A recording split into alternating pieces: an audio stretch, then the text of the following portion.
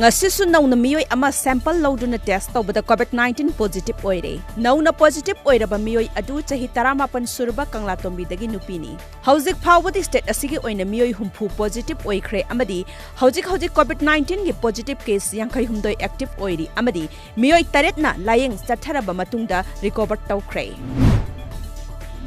Rajasthan के Jaipur railway station दगी Manipur की इसिन इनाउ चनिगा सुपना मापन रोम पुदुना लाखिबा श्रमिक special train number 04859 ngasi nongalamdai pung 3:35 rom taba matamda Jiribam railway station da platform number 3 da thunglakhrei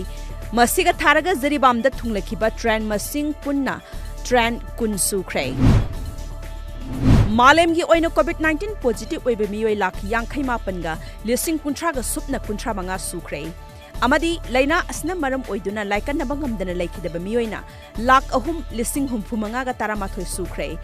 US na malem gi lebak singi marakta COVID-19 positive oiba masing khwaidagi heli Sandel district ki manung sanna leiba chothe khunaugi yumthong singda The United People's Administration Council upako Manipurna angam patengbangi potlam khara awaba taminariba khul asda leiriba yumthong khodingda lup asiga Secretary General Y Basantana luchingba thaumi singna khulda chatuna Bilas Authority ka khusamnaraga khunja singda khusinnakhrei